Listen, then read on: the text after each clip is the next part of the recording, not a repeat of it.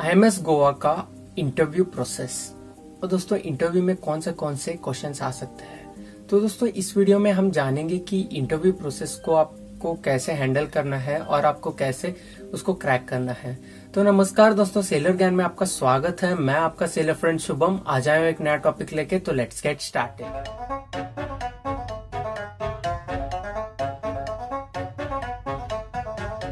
तो दोस्तों सबसे पहले मैं बताना चाहता हूं कि आपको जो इंटरव्यू प्रोसेस होगा, तो दोस्तों आपको ये गोल्डन अपॉर्चुनिटी है। इस इंटरव्यू प्रोसेस में आपको कंपनी भी मिल सकती है। तो दोस्तों IMS का कैसा है कि इंटरव्यू के टाइम पे ही थोड़े कंपनीज आ जाते हैं, वो आपका इंटरव्यू लेंगे और अगर आपको तभी मिल गया प्लेसमेंट स्पॉन्सरशिप तभी मिल गई तो आपको बाद में थोड़ा इजी होगा, वरना बाद में फिर से आपको कंपटीशन में उतरना पड़ेगा। तो दोस्तों चलिए बात करते हैं इंटरव्यू प्रोसेस की।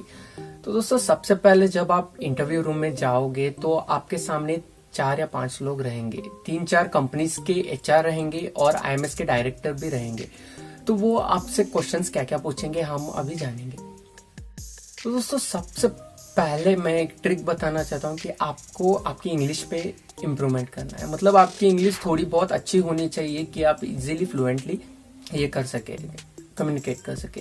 तो दोस्तों कैसे होता है कि इंग्लिश आपका ना 60 to 70% वर्क कर देगा। अगर आप अच्छे फ्लुएंटली इंग्लिश बात करोगे, अगर आप अच्छे से कम्युनिकेट करोगे तो बहुत सारे चांसेस है कि आप किसी कंपनी में प्लेस हो जाओ। और दोस्तों इसके बाद में आपका first and the foremost question होगा कि वाई मर्चेंट नेवी। दोस्तों ये सभी इंटरव्यूज में यही पूछा जाता है कि वाई मर्चेंट नेवी, क्योंकि आप मैकेनिकल बैकग्राउंड या फिर कोई और मरीन बैकग्राउंड या फिर नेवल बैकग्राउंड से आओगे तो वो देखना चाहते हैं कि आप मर्चेंट नेवी क्यों ज्वाइन करना चाहते हो। दोस्तों वाई मर्चेंट नेवी के बारे में तो बहुत सारे आंसर्स हैं, आप कोई भी आंसर ले सकते हो, लेकिन आप ट्राई कीजिए कि आप क्राउड से अलग हो। क्योंकि दोस्तों क्या होगा कि एवरी डे वो 30 से 40 बंदों का इंटरव्यू लेंगे। तो मान लीजिए कि आपका नंबर है 39, तो क्या होगा कि उन्होंने ऑलरेडी 38 बंदों का सुन लिया है आंसर कि वाई मर्चेंट नेवी। तो अगर आपका आंसर थोड़ा हटके होगा उनसे, उन सभी बंदों से, तो वो आपको देखेंगे कि हाँ ये बंदे ने कुछ अलग बोला है। आपके चांसेस बहुत रहेंगे कि आपका सिलेक्शन हो जाए।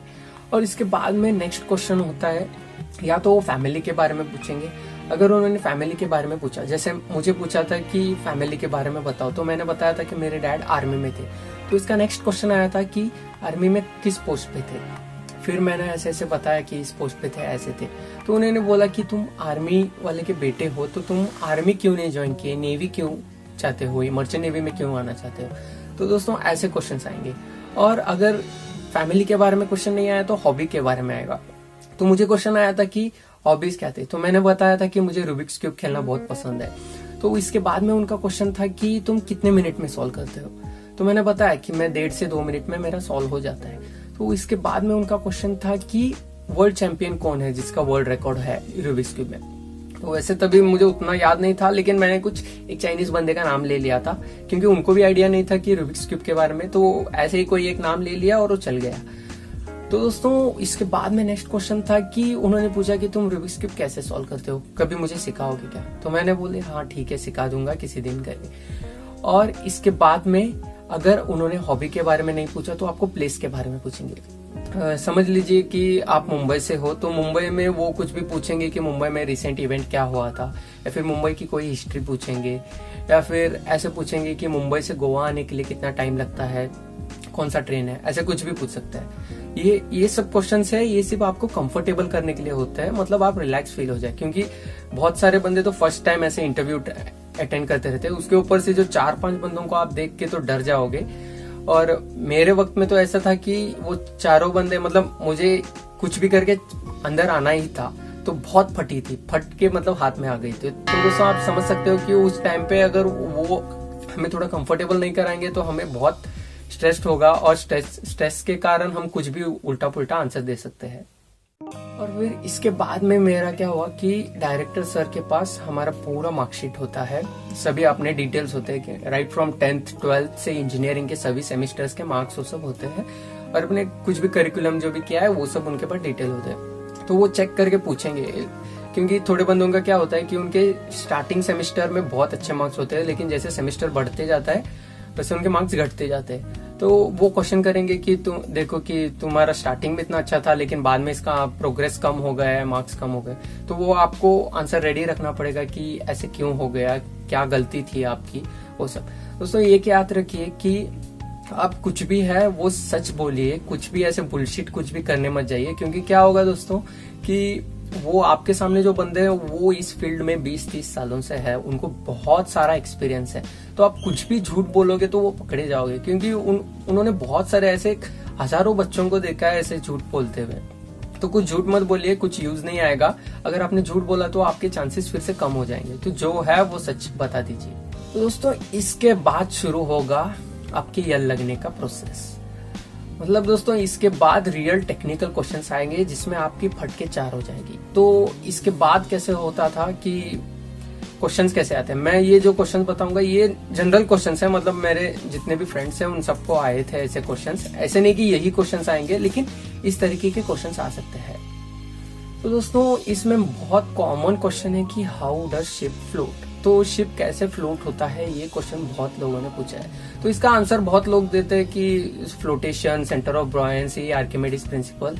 तो दोस्तों वो अगर आप स्टार्टिंग में आपका इंटरव्यू है तो ये आंसर चलेंगे, लेकिन इसके बाद में अगर आपका 15 या फिर 16 इसके बाद में अगर आपका इंटरव्यू रहा, मतलब 15वें बंदे के बाद में, तो वो क्या बोलेंगे कि आप सेंटर ऑफ फ्लोटेशन, आर्किमिडीज ये सब छोड़ के आंसर बताइए कि हाउ डज शिप फ्लोट। तो आपको ये प्रिपेयर करके जाना होगा। और इसके बाद में हाउ शिप मूव्स, इसके लिए आपको एक बहुत तगड़ा वाला आंसर रेडी करना पड़ेगा। आपको थोड़ा बहुत बताना पड़ेगा कि मेन इंजन ऐसे वर्क होता है, फिर वो रोटेशन होता है, उससे प्रोपेलर मूव होता है, ये सब करके आप बता सकते हो। तो दोस्तों इसके बाद में बहुत सारे लोगों को क्वेश्चन आता है कि हाउ इंजन वर्क्स, इंजन कैसे वर्क करता है। तो अगर आपको स्केच करके एक्सप्लेन करना आता है, बहुत अच्छे से आता है, तो आप उनको बता सकते हैं कि can I have a pen, फिर वो दे देंगे, फिर आप ड्रॉ करके बता सकते हो। लेकिन मोस्ट ऑफ द केसेस में वो टाइम सेव करने के लिए आपको पेन नहीं देंगे, वो सिर्फ बताएंगे कि आप डायरेक्टली ऐसे ही बता दो। और दोस्तों एक ट्रिक है कि आप याद रखिए कि आप जितना टाइम हो सके उतना इंटरव्यू रूम में रहने की कोशिश कीजिए। मतलब आप स्ट्रेस में रहे तो भी उनको बताइए कि मुझे थोड़ा स्ट्रेस, नर्वस फील हो रहा है, तो वो 2-3 मिनट आपको दे देंगे, आप रिलैक्स फील करने के लिए पानी वो सब दे देंगे। लेकिन दोस्तों आप ट्राई कीजिए कि आप मिनिमम 15 to 20 मिनट्स मिनिमम उतना तो रहना चाहिए। ऐसे नहीं कि आप गए और 5 मिनट में बाहर आए, क्योंकि आप जितना देर रहोगे मतलब उसका मतलब है कि आप उतना देर उनको कन्विंस करने के लिए ट्राई किए। और दोस्तों क्या होगा कि जो 4 बंदे रहेंगे, मतलब एक डायरेक्टर रहेगा और उसके बाद में 3 और एचआरस रहेंगे कंपनीज के। वो डिपेंड करता है कि कौन सी कंपनी है, लेकिन कंपनी के एचआर रहेंगे।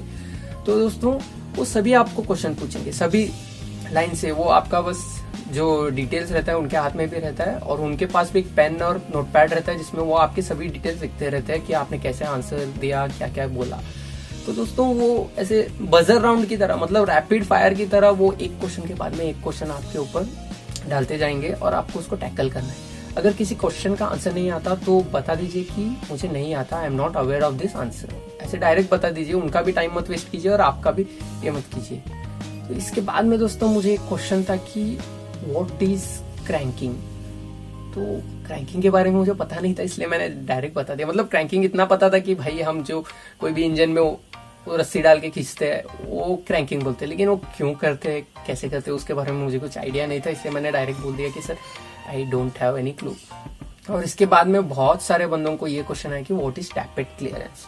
तो बहुत सारे क्लियरेंसेस है, आप थोड़ा ध्यान रखिए, मतलब थोड़ा पढ़ के जाइए कि what is tappet clearance, what is bumping clearance, ऐसे सब बहुत सारे टर्म्स है, वो आप सब पढ़ के जाइए।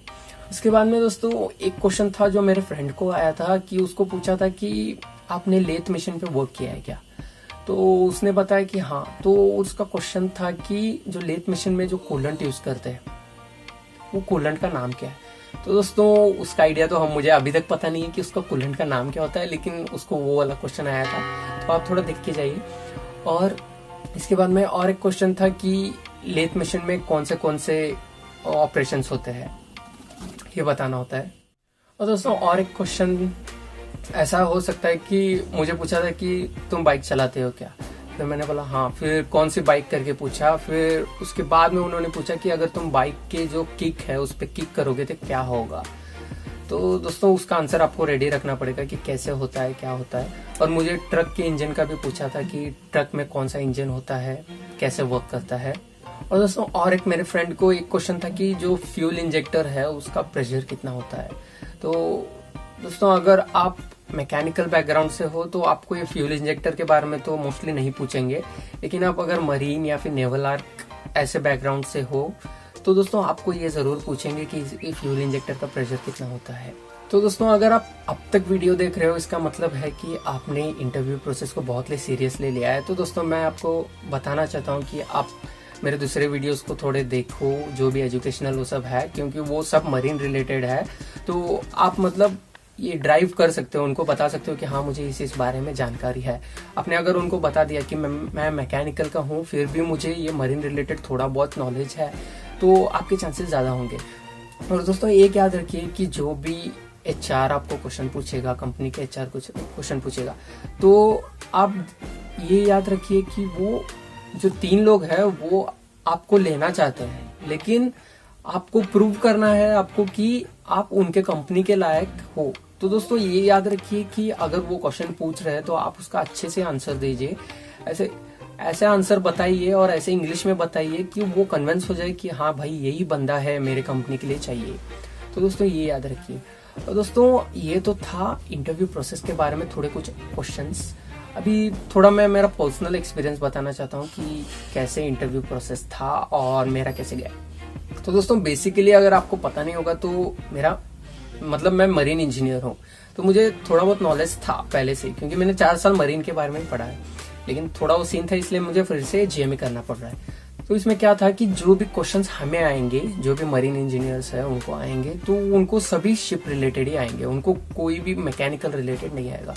तो हमारे क्वेश्चंस कैसे थे कि मैं बताना चाहता हूँ कि जो भी मरीन इंजीनियर अप्लाई करना चाहता है IMS में, तो उनके लिए एक सेपरेट मतलब क्वेश्चंस आएंगे। तो उनका कैसे होगा कि उनको पूछा जाएगा कि 4 रैम क्या होता है, 2 रैम क्या होता है, फ्रेश वाटर जनरेटर क्या होता है, इंसिनरेटर, मार्पोल एनेक्सिस, और अपना स्लज कैसे डिस्पोज करते हैं, और बलास्ट वाटर मैनेजमेंट, ऐसे बहुत सारे क्वेश्चंस आते हैं। तो दोस्तों जो भी मरीन इंजीनियर्स है उनको पूरा 4 साल का जो भी सिलेबस है उसको पूरे अच्छे से रट लेना होता है, और उनको खास करके ध्यान देना पड़ता है सोलास मार्पोल पे, क्योंकि इसी के रिलेटेड क्वेश्चंस आएंगे। तो all the best for your interviews. और आज के लिए बस इतना ही दोस्तों। आशा करता हूँ कि आपको ये वीडियो अच्छी लगे और हेल्पफुल हो जाए। अगर आपको वीडियो अच्छी लगे तो लाइक कीजिए, शेयर कीजिए, सब्सक्राइब कीजिए और stay tuned for more videos. Thank you.